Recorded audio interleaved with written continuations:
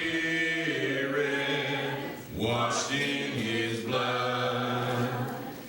This is my story, this is my song, praising my Savior all the day long. This is my story, this is my song, praising my Savior all the day long. Perfect submission, perfect delight, visions of rapture down burst on my side. Angels descending, bring from above echoes of mercy, whispers of love. This is my story, this is my song, praising my Savior all the day long.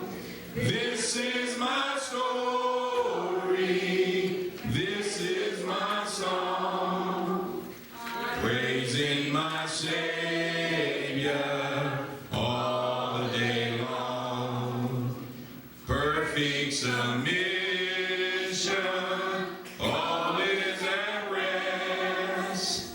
I am my Savior, and happy and blessed, watching and waiting, looking above, filled with His goodness, lost in His love.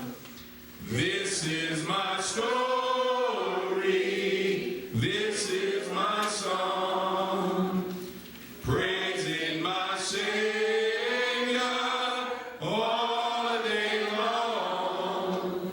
This is my story, this is my song, praising my Savior all the day long. This is my story, this is my song, praising my Savior all the day long. This is my story, this is my song, praising my Savior all the day long. Amen.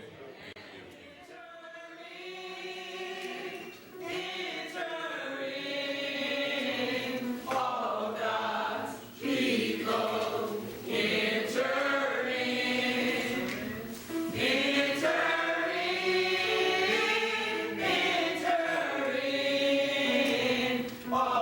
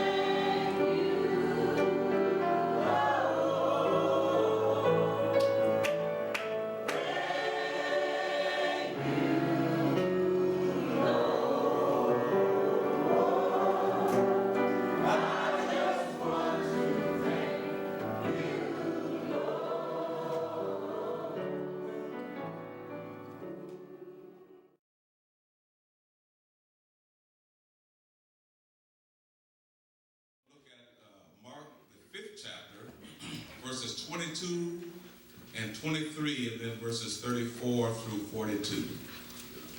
Mark 5, 22 and 23, and then verses 34 through 42. Mark 5, 22 and 23, and then verses 34 through 42.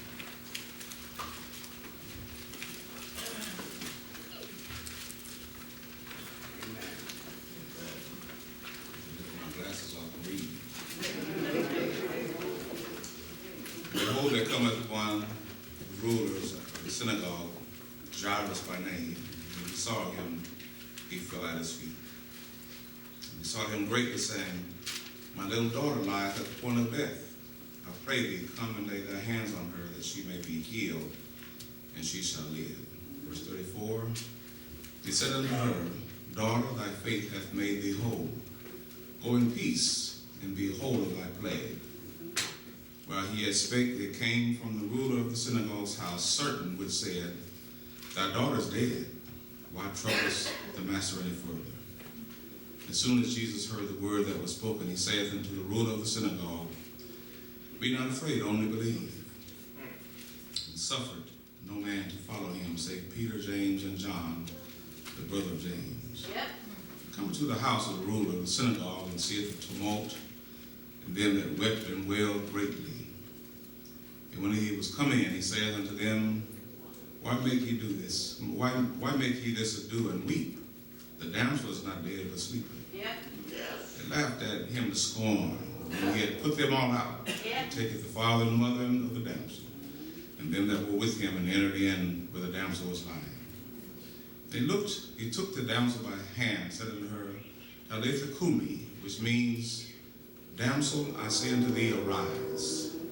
And straightway the damsel arose and walked, for she was of age of 12 years, and they were astonished with a great astonishment. I just simply want to talk about the Lord can do anything. All right. The Lord can do anything. Is it hot or is it me? Can we turn the fan on? Amen. Somebody get the fans. Amen. I can't fan and do this, with a little air from here be all right. Amen. Now, I'll say this now. Reverend Barbara used to tell us, there is a place hotter than this. And also we want to welcome to the family little Jordan. Amen. Jordan went away. He's going to be baptized today. Amen. He came last Sunday night. Amen. See what happened when you miss night service? Amen. He came at night. Amen. And wanted to give his life to Christ. He was not interested in spending eternity in hell. And so we're going to take him to the water today. Amen. Jesus did some of his best work at night. Nicodemus came at night. The Philippian jailer said, what must I do to be saved? It was at night. And when I got saved, it was at night. Amen. And so we want to thank God for him listening. And now he's going to complete the process and identify as a believer. Amen. The Lord can do anything. Men have always tried to discredit the miracles of our Lord and Savior Jesus Christ. Yeah. When Jesus calmed the storm, they said that the storm was going to cease anyway. When he fed the 5,000 with the boys' lunch, they said that Jesus taught cooperation because everyone in the crowd threw their lunch in a basket. And after gathering all the lunches together, they distributed among those who were there. They even said that the man who was blind could see anyway, that he was just a pretender. But despite all of the miracles they tried to dishonor, there are at least 3 miracles in the Bible they've had trouble discrediting. The miracles in which Jesus raised people from the dead. All right. See, the proof is in the pudding. There were no witnesses around to know that all three people were in fact dead.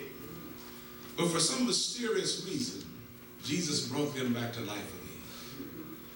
I like the way he did this, because in each instance he dealt with them from a different point of view.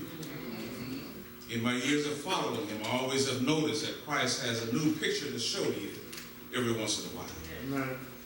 He doesn't always come down the same street. In other words, God will do what he wills whenever he gets ready.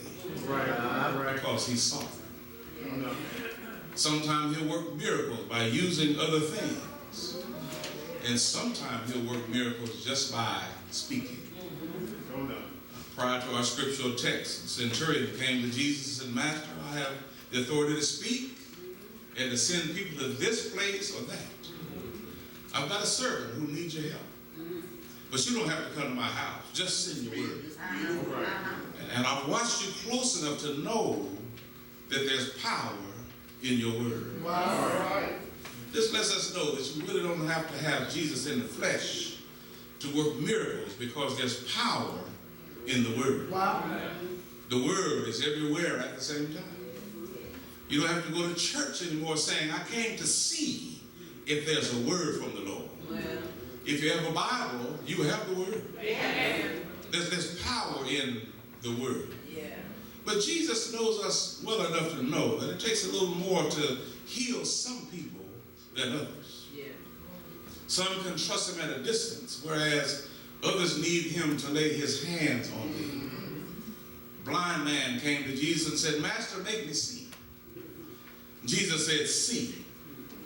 And the man received his sight. Yeah. Mark 10, 46 through 52.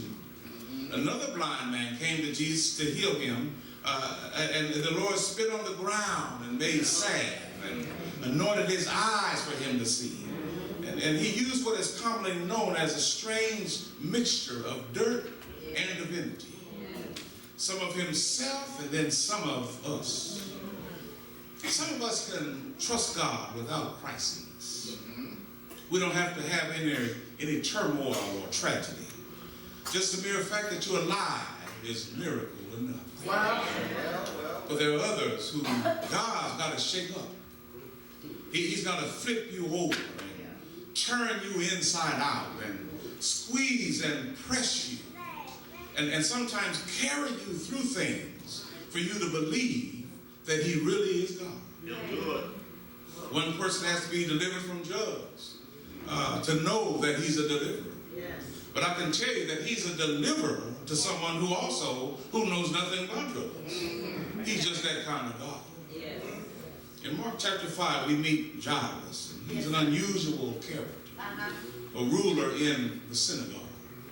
In our day and time, he'd be some kind of leader in the church. He'd be that fellow that keeps things moving. He'd be heading up the pulpit committee. He'd be helping select Sunday church school teachers. He'd be the one who made sure that the van was running right without being told.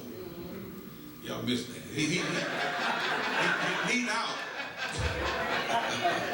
He'd lead out in community activities and work hard to bring the church and community together. But his problem was he believed in religion but not Christianity. And there are many today who believe in religion but have no Christ. You can be religious and still be lost. Well, that's right. As a matter of fact, you can go to church every Sunday and understand nothing at all about the saving knowledge of Jesus Christ. You can have knowledge in your head and still miss it in your heart. You see, you must have Christ on the inside to let you know that he really exists and that he is a true and living Savior. Jairus knew about Jesus because he watched him from a distance. He saw Jesus work miracles. He seen what Jesus could do in many circumstances. But now Jairus was forced to come to Jesus. And it's amazing how sometimes the Lord has to force us to come to him. We try everything else and it fails. Our connections fail. Our influence fails. Our cliques fail. They always fail. Our finances fail. our health failed, and our friends failed. Then when we look all around us, we see we have nothing that we've used that's working. Things we depended on are doing nothing for us now. But then we start looking to Jesus. We can tell then from the text that Jairus was forced to go to Jesus because of who he was and the fact that he had no connection to Jesus. It looked like to me he could have told one of his servants to go get Jesus for me. Yeah. He's a man of influence, and he's the big boss in town and can make people do what he says do. But sometimes when you get in a dilemma, your friends can't help you out. Yeah. There's some situations where you can't depend on anybody to help you. I believe Jairus had nobody that would go to Jesus. It just seemed to me that his daughter, being at the point of death, that he'd have been by her side. But because no one would go to Jesus, he would have to go himself. Okay. He had to swallow his pride. So he went to Jesus with a selfless attitude. It was selfless because he didn't go for himself. Yeah. He went to Jesus for a family member, someone who was near and dear to his heart. All right. The story of Jairus and his daughter appears in the book of Matthew, Mark, and Luke. Okay.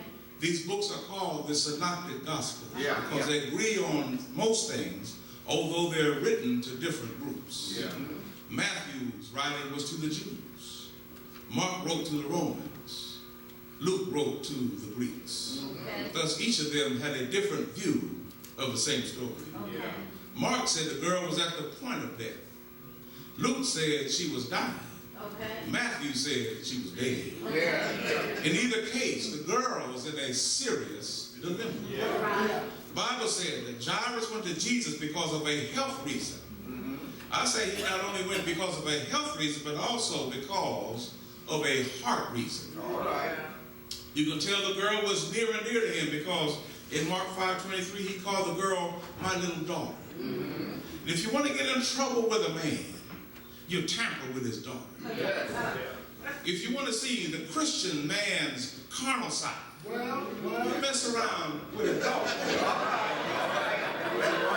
Come on, you want to see the other side of the barrel of some kind of weapon, mess with his daughter. Most men, I heard brother tell me one time, I'm growing and I'm saved, but I ain't there yet. So don't hit me on the wrong side. Because if I had to pull something out of my pocket, amen, I'm still saved too.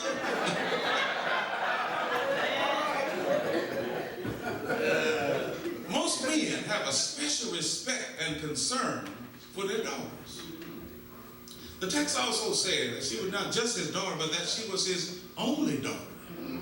So Jairus went to Jesus with a selfless attitude because his only daughter, who was just 12 years old, was near death. When Jairus went to Jesus, he also had a humble attitude. The Bible says in Mark 5:22 that when he saw Jesus, he fell at his feet. In other words, he kneeled down. Yeah. Matthew 9:18 says he came and worshiped the Lord. And it's good for us to know that if you're going through a crisis, before you try to get answers from the Lord, worship him first. Before asking God to answer your prayers and solve your problems, worship him. It looks like in our modern culture, we let too much take us away from worship, especially when the heat is on. And sometimes the reasons our problems are escalated is because we've missed too much worship. The reason things aren't going right is because we put God on the back burner. We think we don't need God. We think we don't need church. We think we don't need worship. But if you can trust him when your worship is over, you'll understand a whole lot of things better after worship. Yes, sir. Psalm 73:14 says, for all day long have I been plagued and chastened every morning. The psalmist was saying, my body was afflicted because God was whipping me with his rod. In verses 15 through 17, he said, I found myself with a hushed mouth. Remember how your mom used to say, hush? He tearing you up, talking about hush. Stop hitting me. In my mind, I didn't say that loud. He said, I found myself with a hushed mouth because every time I opened my mouth, I offended somebody when I tried to make sense of it. It was too painful for me to think about. Then he said, but it all came together when I went to church. Oh, things in life can come together when you come to church. Sometimes it might look like your body's not going to get well, or that the Lord has a heavy hand on you. When you start thinking about all the stuff that you're going through, it just depresses you that much more. You ask, my God, why is all this stuff happening to me? I can tell you how you get some answers. Just show up to church. David said, I was glad when they said unto me, let us go into the house of the Lord. Whenever you can find an answer nowhere else, I dare you to go to church. The Bible said that Jairus came and worshiped the Lord. Notice that Jairus found Jesus outside of the church and worshiped him there. You see, when you come to church, it's time for worship, celebration, and rejoicing. When you think about the fact that God kept you Monday, Tuesday, Wednesday, Thursday, Friday, and Saturday, and then you're able to wake up on Sunday, it's time for church. When you go through all the crises, dodging the folks lying on you, looking at bills that outweigh your income, dealing with children who are acting a fool, living with a spouse who don't want to do right, driving a car that don't want to act right, fixing a house look like it's going to fall apart, going to a job where people are giving you a hard time, and then you're still standing on Sunday morning. It's time to worship the Lord.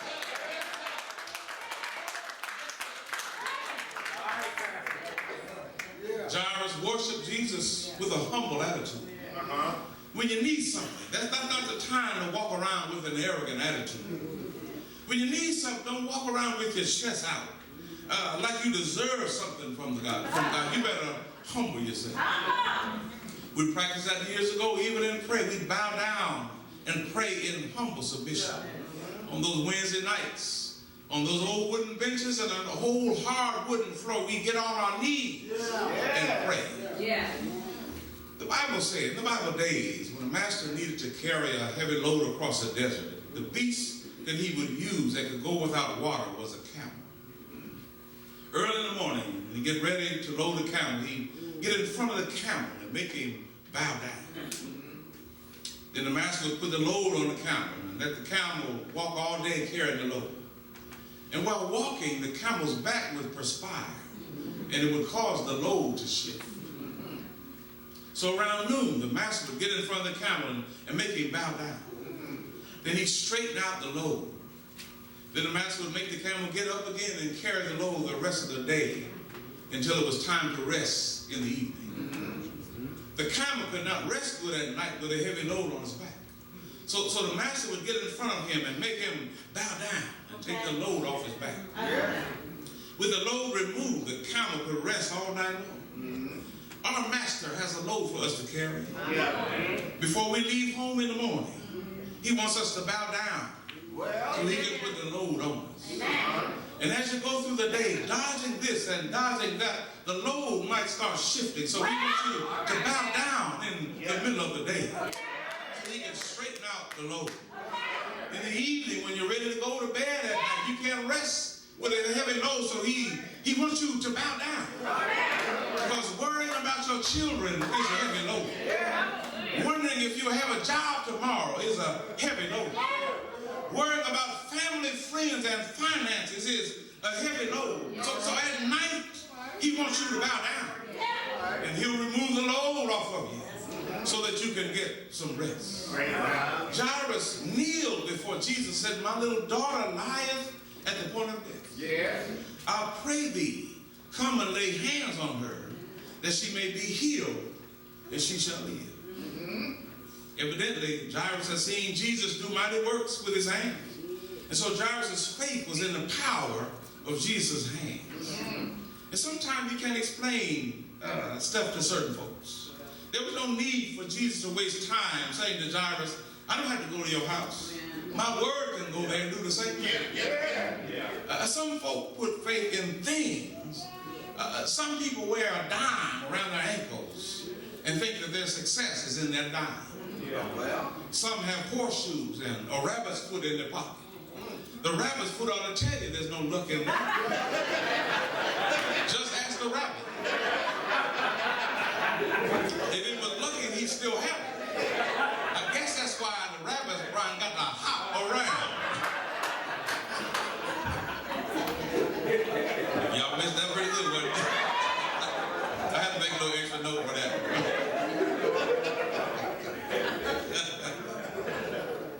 But the Bible says that Jesus went with Jairus. He didn't exchange any words. He just left going to Jairus' house. I wonder if Jairus knew how blessed he was to have the Lord with him. Think about it. Here's a man who is in the presence of the Lord. Now, you don't have to have his physical presence to have his presence. But if his presence is with you spiritually, then you are a blessed person. When the Lord is with you, you can say, a table was prepared for me in the presence of my enemy, but they couldn't do me no harm because the Lord is with me. And when the Lord is with you, you can say, the Lord is my light and my salvation. Whom shall I fear? The Lord is the strength of my life. Of whom shall I be afraid? When the wicked, even my enemies and my foes, came upon me to eat of my flesh, God took his foot out and tripped them. They stumbled and fell. When the Lord is with you, you no longer have to be afraid. Matthew 28:20 says, he says, lo, I am with you always. How many of us can say, when everything else fails, I have one person who's still with me?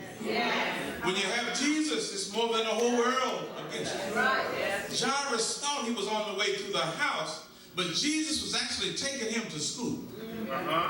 The Lord decided Jairus needed to learn the lesson of patience. Patience is something you can't buy. God will teach you patience by putting you in a dilemma in which you know you can do nothing about the situation. This is what he did to Jairus. Remember that Jairus' daughter was at the point of death. On his way to Jairus' house, a mass came to Jesus. And the woman with the issue of blood was pressing her way through the crowd just to touch his daughter. And when she touched him, Jesus stopped and looked around and said, somebody. Jairus wanted Jesus to hurry up and get to his daughter before she died. And here Jesus is looking around this mass crowd, trying to find out who touched him when there's a mob of people everywhere. And I can hear Jairus saying, move on, Jesus. Time is running out. I got a sick daughter. There's a lot of folk touching a lot of people here. She's about to die. Let's get going. But did you not know you can't rush the Lord? There's an old song we used to sing back in the day. Rochelle said, you can't hurry God. You just have to wait.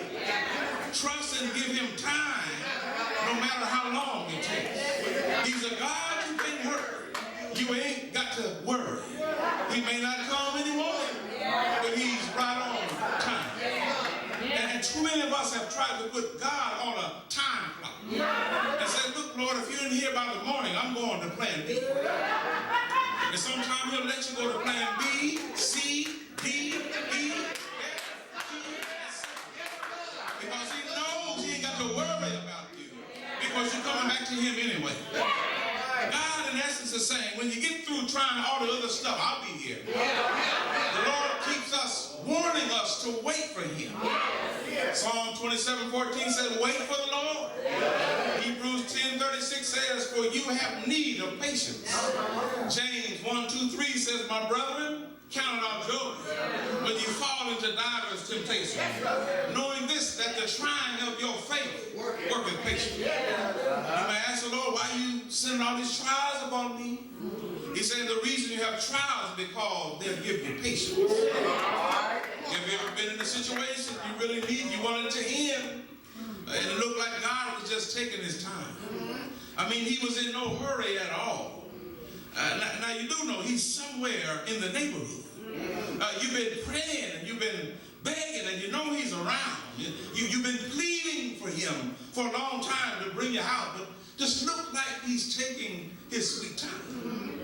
You need to know that he's always in control. Yes. He tells us in Psalm 46 to be still and know that I'm God. You see, when you're trying to do everything, the Lord is saying, you need to get somewhere and sit down. I don't sleep and I don't slumber. In other words, he gets no naps. He gets no breaks. He gets no relief. And if he could get relief, who's qualified to relieve? Who will be able to hold the sun back from burning us up?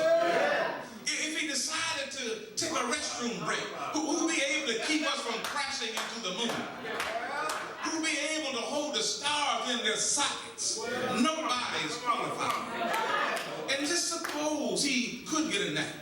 And if he decided he's going to take a nap, it would create another problem, because where is there a bed big enough to hold? And if you found a bed, where will you find a blanket big enough to cover it? He has an all-seeing eye, and he stays up all night long. Jesus took his time and healed the woman who had an issue of blood. While he was speaking to her, somebody came running through the crowd, told Jairus, don't trouble him anymore. The girl done died. Y'all done waited too long. She's gone now. And I was curious to find out who brought the news. The text said there came from the ruler of the synagogue's house a certain which said, your daughter's dead. Now the word certain is in italics in the Bible. Whenever you see any word in italics in the Bible, it means that it was added by the transcriber. In other words, certain was not in the original text. So since Mark couldn't help me, I had to go next door to Luke. Luke 8:49 said, while he yet spake, there cometh one from the ruler of the synagogue's house. But the word one is in the imperfect tense. So it could mean one or 100. My point is that it could have been one person who told Jairus that his daughter was dead, but most likely a group of folks came, like they do today. Y'all missed that.